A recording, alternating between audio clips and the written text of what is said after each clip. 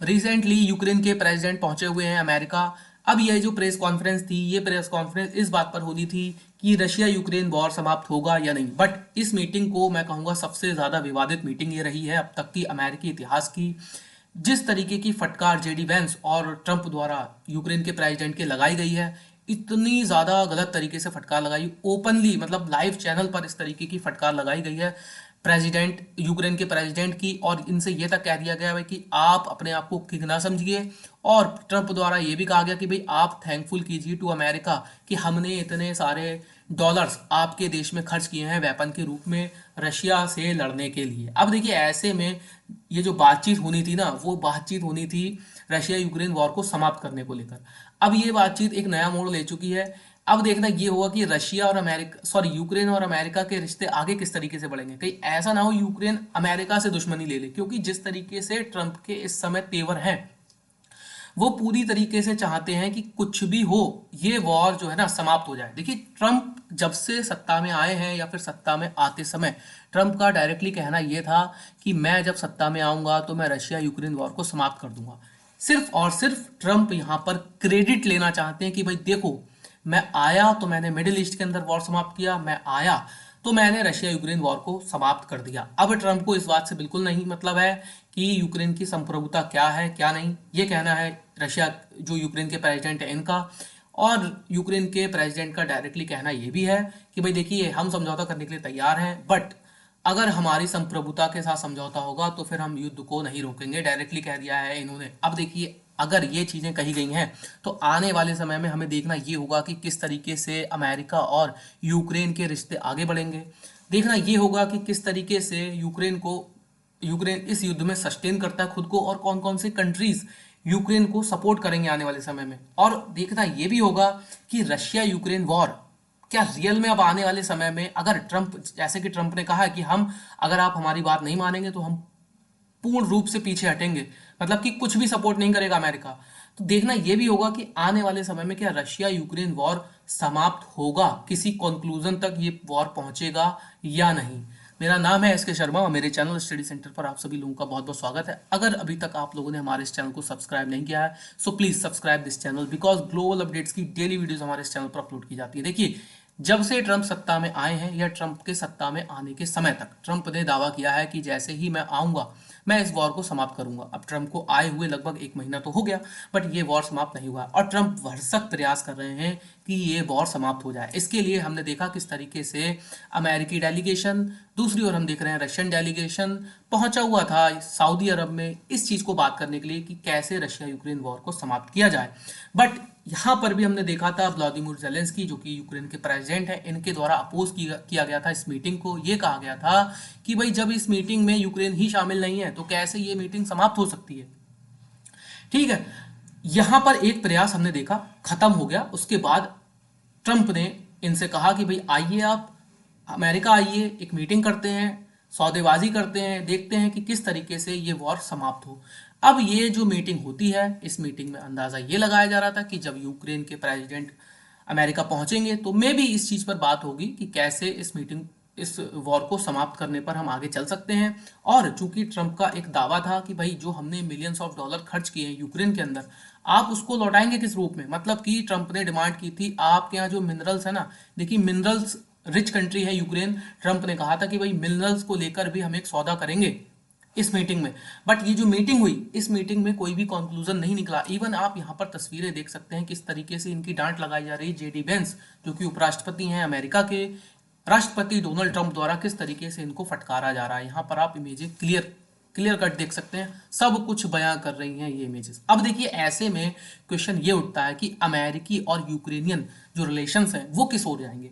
मुझे तो नहीं लगता कि, देखिए ट्रंप जिस तरीके से इस समय सपोर्ट कर रहे हैं रशिया का, या मैं कहूं कि जो ट्रंप और पुतिन की केमिस्ट्री है वो बहुत अच्छी है, तो इस आधार पर पुतिन को सपोर्ट कर रहे हैं ट्रंप। ट्रंप का डायरेक्टली कहना है कि भाई देखिए, इन्होंने कहा था कि भाई 2014 में जब पुतिन ने हम पर हमला किया और 2022 में जब पुतिन ने हम पर हमला किया, आपने तब भी कुछ नहीं कहा, आप अब भी कुछ नहीं कह रहे, आप अभी भी पुतिन का ही सपोर्ट कर रहे हैं। ऐसे में ट्रंप का कहना यह था कि भाई देखिए, ना तो 2014 में मैं था और ना 2022 में मैं था, मैं हूं, तब तक कुछ नहीं हुआ।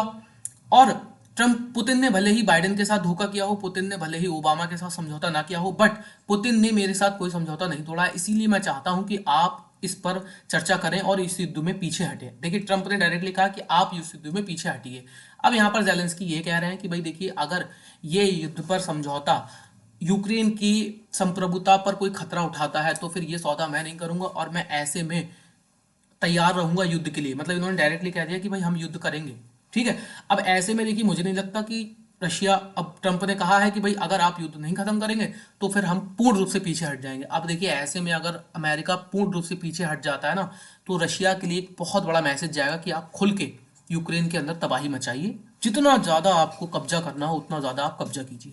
अब ऐसे में देखिए, अमेरिका और यूक्रेन के रिलेशन एकदम बिगड़ चुके हैं। किस तरीके से आप यहाँ देखेंगे, इनको वापस भेज दिया गया है। ये भी बताया जा रहा है कि बिना नाश्ते के पूछे इनको वापस कर दिया गया है। यहाँ पर आप देखेंगे किस तरीके का कोटेशन है, नो डील एंड नो मील। समझ रहे हैं आप। अब बहुत ज्यादा हास्यास्पद रही है ये मीटिंग और बहुत ज्यादा विवादित भी रही है। हर एक न्यूज चैनल द्वारा इसे कवर किया जा रहा है। यहाँ पर देखिए, जेलेंस्की की मुश्किलें और भी ज्यादा इसलिए बढ़ रही है ना, क्योंकि इनके अंदर के सरकारों से ही अब इनके एमपी द्वारा कहा गया है कि भाई इम्पीचमेंट लगाइए। ये मीटिंग होने के बाद आप समझिए, यूक्रेन के अंदर के लोग भी अमेरिका को ही सपोर्ट कर रहे हैं। जिस तरीके से अमेरिका आगे बढ़ रहा है रशिया यूक्रेन वॉर पर, इनके ही जो एमपी हैं उनके द्वारा कहा जा रहा है कि भाई जेलेंस्की पर इम्पीचमेंट कीजिए। ये देखिए, और ऐसे में अगर इम्पीचमेंट होता है तो जेलेंस्की, मैं थोड़ा सा विवादित यहाँ पर कोटेशन यूज करूंगा कि जेलेंस्की की हालत धोबी के कुत्ते जैसी हो जाएगी, जो ना रहे घर के रहेंगे ना घाट के रहेंगे। ठीक है। अब देखिए, रशिया यूक्रेन वॉर पर अमेरिका और यूक्रेन के रिश्ते तो बिल्कुल बिगड़ चुके चुके हैं।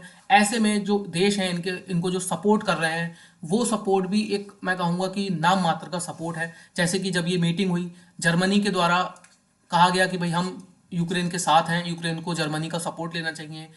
ब्रिटेन के द्वारा कहा गया कि भाई हम यूक्रेन के साथ हैं और एंड तक साथ बने रहेंगे। और बात करें इटली, कई देशों के ऐसे स्टेटमेंट आए जिसमें ये कहा गया कि भाई आप अकेले नहीं हैं। जो वॉन डेर लेन हैं, यूरोपियन यूनियन के अध्यक्षा जो हैं, उनके द्वारा भी कहा गया कि भाई आप अकेले नहीं हैं। अब ऐसे में देखिए, यूरोप अपने आप में इतना ताकतवर नहीं है कि वो रशिया के साथ लड़ सके। ठीक है। तो अगर देखिए, यूरोप के कुछ कंट्री भले ही इनको सपोर्ट कर रहे हैं, बट ये सपोर्ट एक नाम मात्र का सपोर्ट है। कोई भी देश इनके साथ डायरेक्टली युद्ध में नहीं लड़ेगा, वो भी तब जब सामने रशिया हो। तो ऐसे में मुझे नहीं लगता कि आने वाले समय में देखिए इनकी मुसीबतें खत्म होंगी।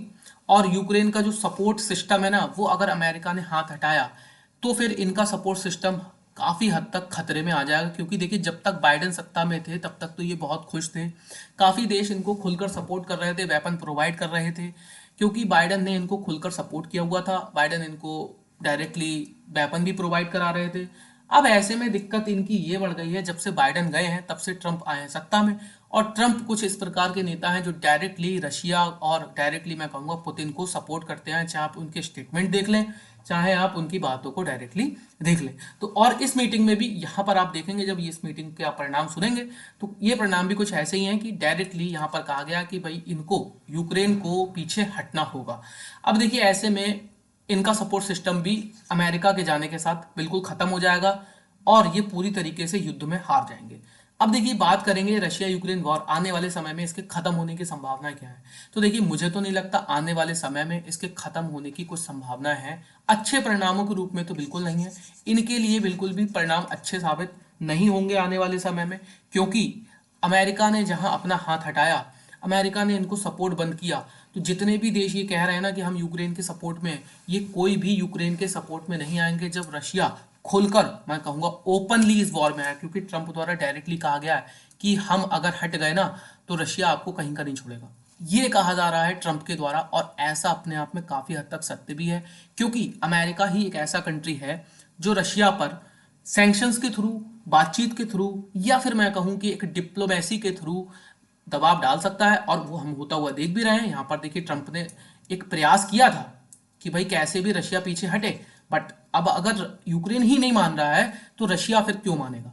तो ये प्रयास भी, ये लास्ट प्रयास था बातचीत के थ्रू। अब मुझे लगता है ये प्रयास भी खत्म हो गया। ऐसे में यूक्रेन की मुश्किलें अब आने वाले समय में हम देखेंगे बढ़ेंगी और रशिया इन पर अब बहुत हद तक हावी होने वाला है। ये मान के चलिए एकदम वर्स्ट डे आने वाले हैं यूक्रेन के लिए और रशिया यूक्रेन वॉर के लिए। अब देखना ये होगा कि क्या बातचीत के थ्रू इस मसले का हल निकल सकता है या नहीं। अदरवाइज इस मसले का हल निकलने की कोई संभावना मुझे तो नहीं दिख रही है वर्तमान में। तो आज की वीडियो में इतना ही था। कमेंट करके अपनी राय जरूर बताइएगा कि रशिया यूक्रेन वॉर पर आने वाले समय में क्या हो सकता है।